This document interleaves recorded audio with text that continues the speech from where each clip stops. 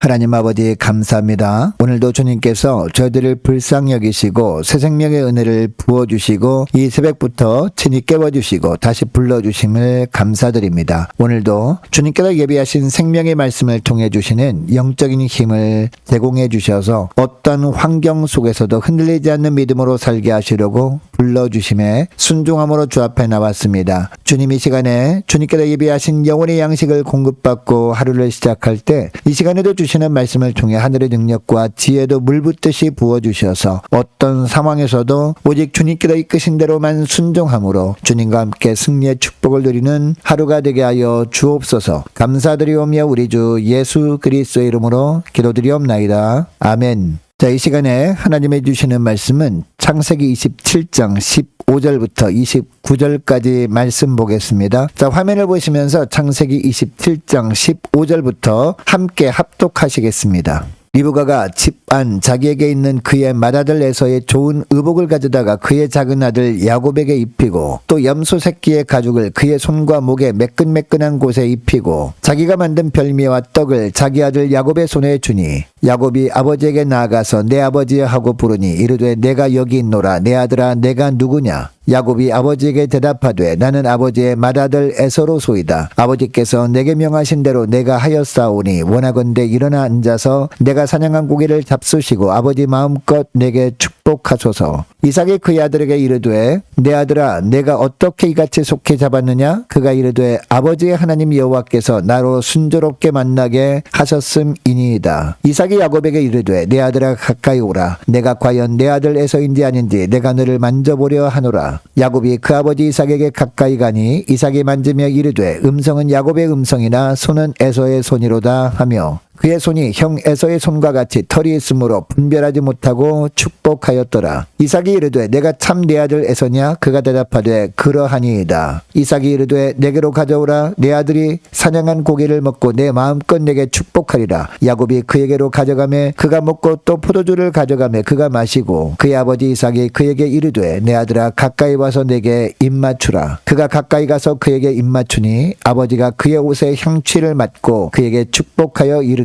내 아들의 향취는 여호와께서 복 주신 밭의 향취로다. 하나님은 하늘의 이슬과 땅의 기름짐이며 풍성한 곡식과 포도주를 내게 주시기를 원하노라. 만민이 너를 섬기고 열국이 내게 굴복하리니 내가 형제들의 주가 되고 내 어머니 아들들이 내게 굴복하며 너를 저주하는 자는 저주를 받고 너를 축복하는 자는 복을 받기를 원하노라. 아멘. 여러분, 우리가 살다 보면 직장에서, 사업 현장에서, 혹은 가정에서 여기서 한 번만 눈 감으면, 한 번만 둘러대면 일이 훨씬 쉬워질 텐데 라는 유혹이 찾아올 때가 있습니다. 정직하게 살자니 나만 뒤처지는 것 같습니다. 원칙대로 가자니 손해보는 것만 같습니다. 또 어떤 날은 세상 사람들이 누리는 풍요와 여유를 바라보면서 믿음으로 산다는 것이 나에게 어떤 유익을 주는가? 나는 왜 이렇게 고단한가? 라는 질문이 마음 밑바닥에서부터 올라올 때가 있는데 오늘 본문의 말씀이 바로 이 세 가지 질문을 다루고 있습니다. 오늘 본문은 야곱이 형 에서의 장자권 축복을 가로채는 유명한 속임수 장면입니다. 오늘 본문에 보면 어머니 리브가와 공모해서 앞을 잘 보지 못하는 늙은 아버지 이삭을 속이는 과정을 통해서도 하나님은 하나님의 언약을 이루어 가시는 모습이 나옵니다. 이렇게 하심으로 말미암아 하나님은 한 번 하신 약속은 반드시 지키시는 하나님의 힘을 보여주고 계십니다. 여러분이 이토록 신실하게 하나님의 뜻을 이루어 가시는 하나님 앞에서 우리는 오늘 하루를 어떻게 살아야 할까요? 첫째로 하나님 앞에서 정직한 삶을 살아야 합니다. 자, 15절부터 보면 리브가는 야곱에게 에서의 옷을 입히고 염소털로 그의 목과 손을 감쌉니다. 그리고 야곱은 아버지 앞에 나아가서 제가 에서입니다. 제가 직접 사냥했습니다. 하나님의 순조롭게 잡게 하셨습니다. 라는 세 가지 거짓말을 연이어 쏟아놓습니다. 처음에는 들킬까봐 거짓말하는 것에 두려움을 느꼈던 야곱이었습니다. 그런데 야곱이 거짓말을 자꾸 하다 보니까 거짓말을 하는 일에 점점 담대해지고 있습니다.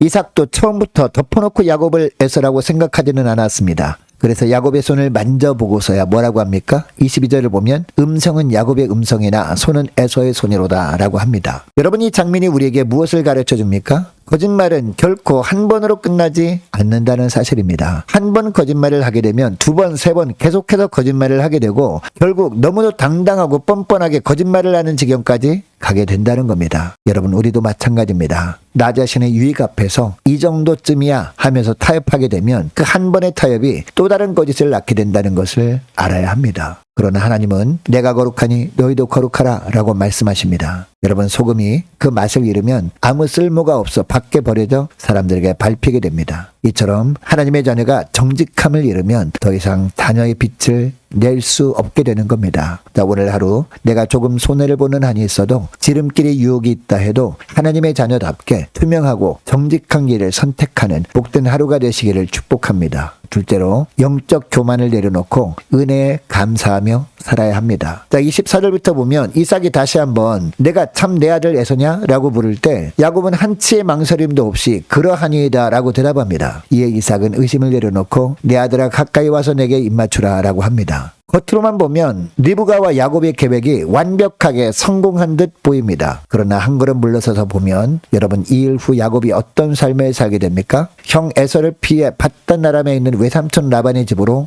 도망쳐서 무려 20년을 나그네로 살아야 했습니다. 또한 리브가도 그토록 사랑하는 아들의 얼굴을 다시는 보지 못하고 하나님의 부르심을 받아야 했습니다. 여러분 여기서 깨닫게 되는 또 하나의 진리가 있습니다. 야곱이 축복을 받은 것은 그의 속임수가 성공했기 때문이 아니라 하나님께서 이미 야곱을 택하셨고 그 언약을 이루신 은혜 때문이었다라는 겁니다. 이처럼 하나님은 언약을 이루시긴 하셨지만 인간의 잔꾀에는 깊은 고통의 대가를 치르게 하십니다. 여러분 우리가 구원받은 것도 다르지 않습니다. 우리가 자격이 있어서 구원받은 것이 아닙니다. 우리에게 어떤 공로가 있어서 하나님께서 구원해 주신 것도 아닙니다. 값없이 주시는 하나님의 은혜로 구원받아서 하나님의 자녀가 된 것뿐입니다. 그렇다면 우리는 결코 자랑할 것도 없고 내세울 공로도 없는 겁니다. 여러분 오늘 하루 내가 이만큼 했으니 하나님께서 이만큼 주시겠지라는 영적 교만을 온전히 내려놓고 나를 구원해 주시고 하나님의 자녀 삼아 주신 은혜에 감사하며 사는 복된 하루가 되시기를 축복합니다. 셋째로 하나님의 베푸시는 영적 부요와 평강을 소망하며 살아야 합니다. 자, 27절부터 보면 이삭은 야곱의 몸에서 나는 에서의 채취를 맞고 나서야 비로소 축복을 시작합니다. 그런데 축복하는 내용을 보면 두 가지였습니다. 첫째는 하늘의 이슬과 땅의 기름짐과 풍성한 곡식과 포도주의 복이었습니다. 둘째는 만민이 너를 섬기고 열국이 내게 굴복하는 복이었습니다. 그런데 이 축복을 자세히 들여다보면 놀라운 사실이 드러납니다. 이것은 이삭이 임의로 한 축복이 아니었다라는 겁니다. 만들어낸 축복이 아니었다라는 겁니다. 하나님께서 일찍이 아브라함에게 약속하신 그 언약의 내용이 그대로 야곱에게 이어지고 있었던 겁니다. 여러분 이것이 진정한 장자권의 축복입니다. 여러분 여기서 우리가 붙잡아야 할 진리가 있습니다.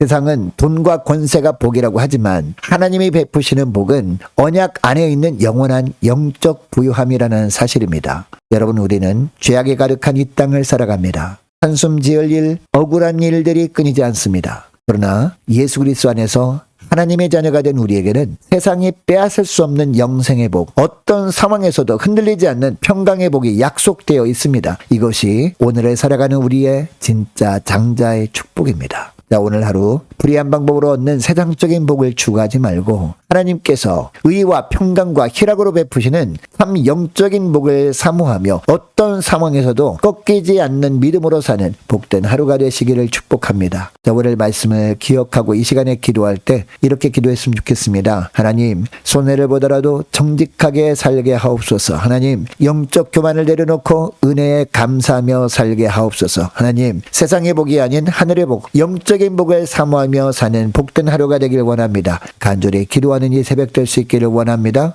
계속해서 기도하기를 원하는 것은 오늘 목요일입니다. 오늘 오후에 있을 목요 전도단 위에서 함께 기도하기를 원하고 각 구역 식구들과 자녀들을 위해서 저와 여러분을 위해서 남녀 전도회 청년부 임력원들을 위해서 교회 재정을 위해서 함께 기도하기를 원합니다. 유초등부 중고등부 청년부를 위해서 남녀 전도회와 각 구역을 위해서 구역장들 권찰들을 위해서 함께 기도하기를 원하고 많은 환우들을 위해서 기도해 주시기 바랍니다. 취업을 앞둔 청년들을 위해서 선교사님들 가정들과 나라와 민족을 지켜 주옵소서. 함께 기도하기를 원하고 우리 교회 앞날을 위해서 저와 여러분이 가지고 나온 기도 제목을 놓고 이 시간에 함께 기도하기를 원합니다. 기도하겠습니다.